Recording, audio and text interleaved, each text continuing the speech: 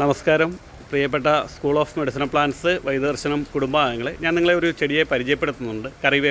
കറിവേപ്പ് എന്ന് പറയുന്ന ചെടിയെ കേരളത്തിലെ ആരെയും പരിചയപ്പെടുത്തേണ്ട ആവശ്യമില്ല. നമ്മളെല്ലാം സർവ്വസാധാരണമായിട്ട് വർഷങ്ങളായിട്ട് നമ്മുടെ കേരളീയ സമൂഹം ഉപയോഗിക്കുന്ന നല്ലൊരു ഔഷധ സസ്യമാണ് കറിവേപ്പ്. രുചിക്കും അതേപോലെ തന്നെ മണത്തിനും മറ്റുള്ള ആരോഗ്യ പ്രശ്നത്തിനുമാണ് നമ്മൾ കറിവേപ്പ് നമ്മുടെ ഭക്ഷണത്തിലൊക്കെ ഉപയോഗിക്കുന്നത്. കറിവേപ്പിൽ ധാരാളം ഔഷധ കണ്ടൻറ്റുകളുണ്ട്. നമ്മുടെ മുടിയുടെ നരയ്ക്ക്, മുടി പൊട്ടിപ്പോകുന്നതിന്, മുടിയുടെ വേരിൻ്റെ പ്രശ്നങ്ങൾക്ക്, താരന്, ചർമ്മരോഗങ്ങൾക്ക്, വിഷരോഗങ്ങൾക്ക് ഈ രീതിയിലൊക്കെ നമുക്ക് കറിവേപ്പ് ഉപയോഗിക്കാൻ പറ്റും.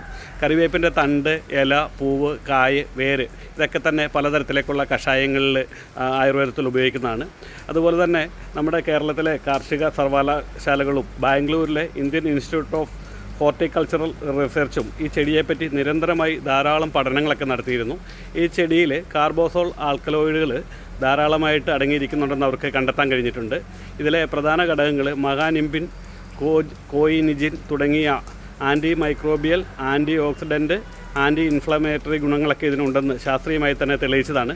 നമ്മുടെ ദഹന പ്രശ്നങ്ങളൊക്കെ പരിഹരിക്കാൻ ഈ ആൽക്കലോയിഡൊക്കെ ആയിരിക്കും ഉപയോഗിക്കുന്നത്. എന്താണെങ്കിലും നമ്മുടെ മുറ്റത്തുള്ള തൊടിയിലുള്ള കറിവേപ്പ് നിസ്സാരമായിട്ടുള്ള ഒരു സസ്യമല്ല. ലോകത്തിൻ്റെ വിവിധ ഭാഗങ്ങളിലും കറിവേപ്പിനെ പറ്റി ധാരാളം റിസർച്ച് നടത്തിയിട്ടുണ്ട്. നമുക്ക് ഹാനികരമായ ധാരാളം പദാർത്ഥങ്ങളൊന്നും ഈ ചെടിയിലില്ല. നമുക്ക് ഗുണമുള്ള പദാർത്ഥങ്ങൾ മാത്രമാണ് ഈ ചെടിയിലുള്ളത്. എന്താണെങ്കിലും കേവലം ഒരു അറിവിന് വേണ്ടിയാണ് ഈ വീഡിയോ നിങ്ങളുടെ ശ്രദ്ധയിലേക്ക് വേണ്ടി സമർപ്പിക്കുന്നത്. നിങ്ങളുടെ ശ്രീനിവാസ് വൈദ്യർ, വയനാട്.